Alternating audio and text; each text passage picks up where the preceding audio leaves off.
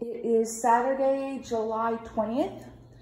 I am doing a post about day 15 of the kitchen renovation. I'm not counting the disastrous polishing day where things came to a stop. So day 14 was July 29th, the detailing day that basically was pointless also because a lot of things have to be redone. But anyway, so things really came to a head this week with the crew. After the disastrous polishing day, that was a Thursday, I was supposed to get a visit from the foreman on the Friday outlining his plan for getting this done. And he didn't get back to me till the following Wednesday. And so I was seething by that point. But I was at the point I was seething so much that I didn't want to contact anybody because I don't want to say things that I regret and all that, right? I'm, manage your emotions and all that. He finally got back to me on the Wednesday and said, we are going to come in next week, Thursday, Friday, Saturday, and we're going to get you done. So that would have been this past Thursday, Friday, and today. I didn't for a second believe that that was going to happen, but at least I had something in writing in case I needed to build a case or something. And that was really good in the sense that I had a week where I knew nothing was going to happen, and I just felt like I felt like a huge weight had been lifted off my shoulders. I didn't have to worry about my scheduling. I could just do my things. I knew I had at least another week of, not having a kitchen. It was just good. Thursday morning, I got a horrific message from him early first thing in the morning, and I don't even want to get into that. It was just, I did not need to see what he sent me at 7 o'clock that morning. But so he wasn't coming. And I spent the whole day just trying to decide how I was going to check in with the owner of the company, because the owner of the company at this point knew that he had lost me in terms of at this point, the whole gang could have caught like COVID and be in the hospital and I would have no sympathy. It's one excuse after another. So finally I touched base with the owner on Wednesday night. No, because Wednesday night, my goodness, I'm struggling. So Wednesday night I had messaged and said, can I still expect a crew tomorrow? And he said, yes. But then the next morning I get the horrific message. So this would have been Thursday night. I messaged the owner, and the owner finally was honest with me that he'd lost control of his foreman and that everything was falling apart. All customers were unhappy, problems with supervision, with quality of work, yay, So, very disconcerting, because considering how much money I've paid, which I don't normally pay that much money up front, but at least there was a moment of honesty, because I was feeling like Tom Cruise and Jack Nicholson in A Few Good Men, I want the truth and you can't handle the truth. So finally it kind of came out, and I really, came out of that conversation feeling, okay, this does not feel malicious, like they're trying to screw me out of money. It just feels like just people that don't have good project management skills or not good delegating. So I said, I think I'm going to keep documenting what's going on, and because I'm getting very frustrated that they're not delivering materials that I've paid for, and it's just starting to feel like they're working with my money. Like I'm wondering, they're applying my money to somebody else's project, like what's going on with that. But then I said, okay, we'll see where we are. So yesterday, Friday morning, 9:30, doorbell rings, and it was a new cement crew, a concrete crew. So I'm just going to show this because we're already kind of looking at it. So the first thing to do was to fix the floor, because the floor was not going to work the way that it was done, because it was done originally in pieces, and they agree with me that they think there was a big dip, like right where my hand is right here on there, and they think that the guys just slapped some extra concrete over it to fill in the dip, not realizing that it needed to be the right type of concrete to be able to be polished. So the floor was just not salvageable. Originally the foreman said to me, he says, well, the front part of the kitchen, I said the front part because that's the front part of the house, is fine, and then the back part here is not fine. So he says, how about we just remove only the back part and have a seam? And I looked at him and I said, no, I wanted the polished concrete because I didn't want to have seams or grout lines. And so he looked at his concrete guy and he said, she's right. We're still going to have problems. We're going to have problems. It's never going to look good if we do it that way. He says, we just got to bring the whole thing up and start over. And at this point, I'm like, holy cow. But I'll flash forward a bit and I'll come back. It wasn't like remove all the way down to the ground like we originally did. It was just remove the top coat surface.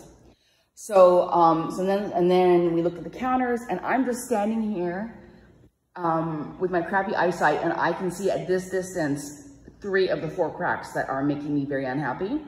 That's how bad they are, because now it's been a full month. They've really had a chance to set and separate. So the concrete guy said the same thing. We're gonna have to remove the finish coat on the counters and start over. I'm like, you know, it's just more delays, and like, I don't know how long that's gonna take, but anyway, but at least, you know, and then of course we did that polishing job that obviously wasn't worth it because we got to start all over.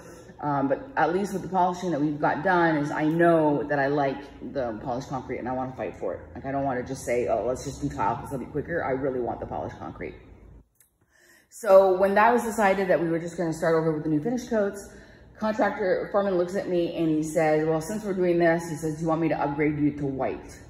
Because he had remembered, like, I had to say he's very good. He remembers like conversations going way back, because he remembered that I had asked about the price difference between the white polished concrete and the gray. So he thought I made a financial decision to go with the gray, when ultimately it was an aesthetic decision. I like the gray better. So I said to him, I said, no, I said, I'm not asking for any upgrades or freebies or anything from you. I'm just asking for what we originally asked for, and I don't want to pay for your mistakes. So I think that really kind of set the expectation there. So now, you know, like as I said to him, you know, I would have really liked it if they agreed to throw in the door frames. And I don't know what's going on over here, how dirty that is. But, you know, I would have liked it, but I'm not going to ask for anything extra that's going to drag this out. I just want what I'm asking for. And I think as long as I'm being reasonable, I have the moral high ground, is how I look at it. I'm not yelling at anybody. I'm just, you know, saying I'm disappointed, rather than being angry. So he left, and so the guy, this was like 9:30. So by the time he left, it was like, when the guy started, it was about 9:45.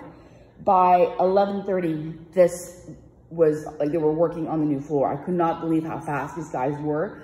They just came in with almost like a crowbar and a few other things, and they were just like bringing it, like just like slamming it on the floor, and the floor was just coming up. Like, I couldn't believe how fast it was. I'm not saying it wasn't an effort, but it was just really, really fast. And they cleaned it all up. And I had a big cloud of dust go through here, and I was really excited. I thought, oh, good, my cleaning fairy is coming on Saturday, but she postponed to Monday, so that's just the way it is. So it got pretty funny, because at one point I noticed like they were done, or I thought they were done, and I noticed they had left all their things on the counter, and they left the windows closed, open, and I'm thinking, so I go to them. this was pretty funny. I go to them and I say, how are you guys planning to get your things off the counter and to shut my windows? And the main concrete guy says, we have a plan. And I go, okay, what's your plan? And he says, we're just gonna sit here and wait until it's dry enough for the lighter one of us to be able to go across and get our stuff. So, and that's what they did. They ended up taking a break, like a lunch break, and then and then it turned out, they said, then I didn't realize that there was another step to their plan, was they actually had to go back and just do, once it was almost like hard enough to walk on, or, you know, that it was barely making an imprint, they had to go in one more time and really like kind of level it out a little bit more. Like over here, this was like really like, there was a lot of like ridges and stuff in there and ripples. So it looks really good. I'm just really happy. Got the color that I wanted. And then this threshold here, it looks really bad right now, but I think it'll clean up, and it looks better than what I had before. Because before it would look really neat, but it was really, really high. I think this looks a little bit less like an afterthought.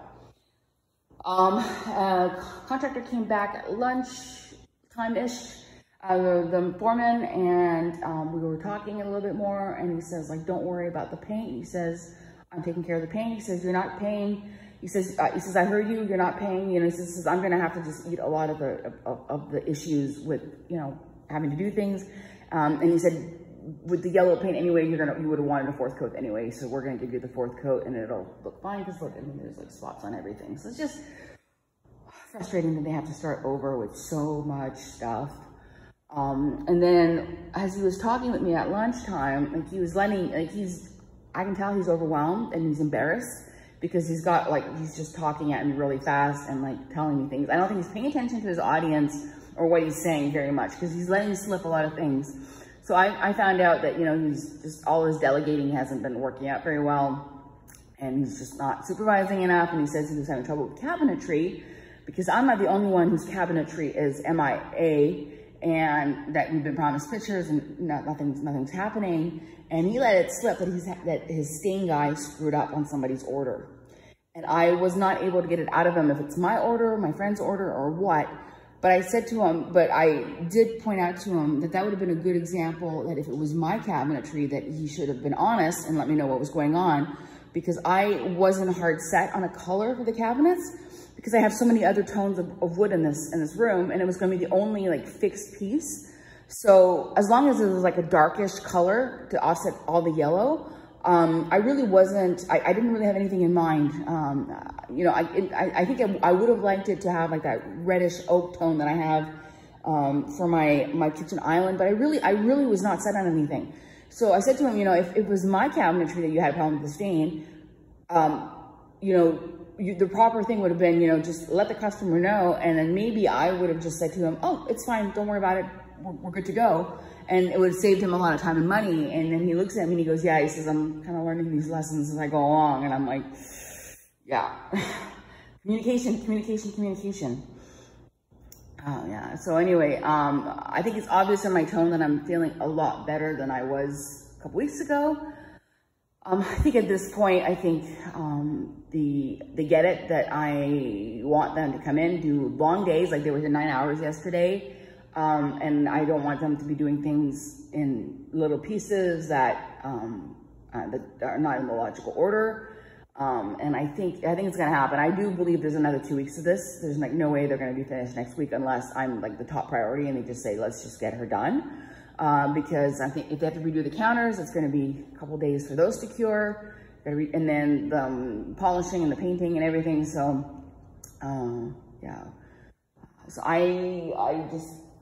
that was my biggest, like I said to the owner, I said, you know, this is going to go into 3 months when it should have been, you know, probably a month total of time. And about, you know, should have, you know, they were saying about 2.5 weeks, which would have been about 13 days, I think. We're day 15, 16, 17, kind of. I said, you know, I told you from the beginning, if this was going to be a 3-month project, it was going to be a 3-month project, and I could have planned around that. I would have done this temporary kitchen very differently. I would have probably set myself up to go do dishes in the laundry room with a bucket or something instead of what I've been doing now, because what's happening is it's been long enough that, you know, I started off, I was just doing a lot of salads and sandwiches and then ordering in. And then now I'm totally sick of ordering in. It's always the same options. There's not very much out there. And I'm back to like, I want to just cook for myself. I just miss my own cooking. And so I'm cooking more using my little oven, which is great. Like I made a beautiful pork roast with potatoes the other day. But then I have more dishes to clean, and like cleaning with the bucket method and, you know, a pitcher of water. It's just, when you get into that level of cooking, you want to have running water. So, you know, and then I should have just got ahead and gone to the hot plate, and I didn't. So it's just, yeah, I would have managed things a lot differently if they had just, honored our original agreement that they were going to be honest about if they thought it's going to be a long break between sections and stuff. But anyway, so I'm going to go get some work done. Not a lot. I'm kind of on vacation, but I'm helping I call it an irregular out, like a regular, like she doesn't contact me very often, but occasionally if I've got time, I'll help her out. And then I have to go and do a whole bunch of shopping this afternoon, because I have a new arrival tomorrow. I'm very excited. You know, it's like one of those things, like you agonize over the decision for ages and ages and ages and ages. And then when the decision is kind of made for you, it's just such a relief. So I found a little cat that I'm going to go pick up tomorrow. She's 3 years old, and I think it's going to really help. I've been looking for a cat since even before Benita was gone, but just it makes sense to have a cat when the house is always open, because I didn't want to have a cat that goes outside. And it's very hard to find an adult cat here. Everybody wants kittens, so it's almost like there's a no public presence of adult cats. Like the very few ads that I saw was like everybody's just being negative about adult cats. I don't know what people do if they have to rehome an adult, generally speaking. But I saw this cat a few days ago, and I just agonized over. You know, I was hyper focused on all the negative parts of having a cat, trying to talk myself out of it. And finally I just said, she needs you, go get her, go get her. So touched base with the person who had rescued her, and we seem like we're gonna be a good fit. So my friend Jan is gonna drive me down there tomorrow to go pick her up. So I'm very excited. Actually, I gotta cat-proof the house today because I think that with the pigeons up there, she's gonna want to have that top of that cabinet clear to be able to look at the pigeons, is what I'm thinking. So I'm gonna make sure that she's got a little spot there, figure out where I'm gonna put the litter box. But yeah, I've always had cats growing up. Like literally my mother is a big cat person also. So we had cats my entire life. And then I had a cat almost immediately after I moved out, you know, and then I haven't had a cat since 2013, obviously. But I consider it's more like since 2017 because I always had access to friends' cats. I was house sitting, cat sitting and all that.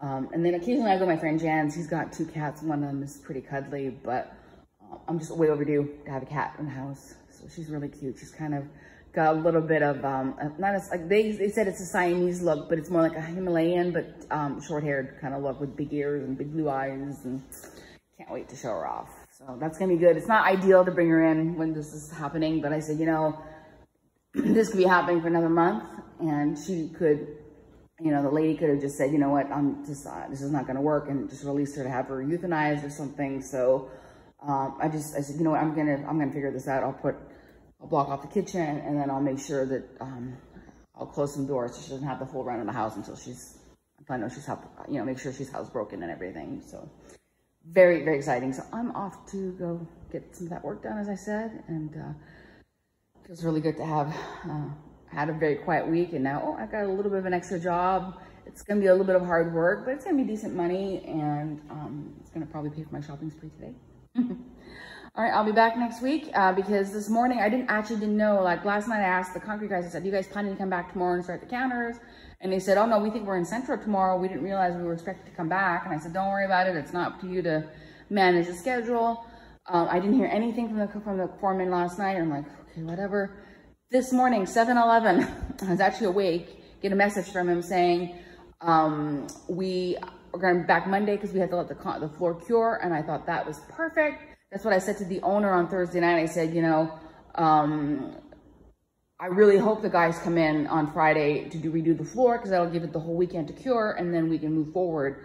So for me, that was absolutely like not a problem not having anybody today, because Saturdays tend to be a half day anyway. And I'm thinking, like, what's the point, right? Like, just come in and do you know, if the guys can just come in and do Wednesday, I'm thinking maybe Wednesday next week at this point, but I don't know. I'm not taking any bets.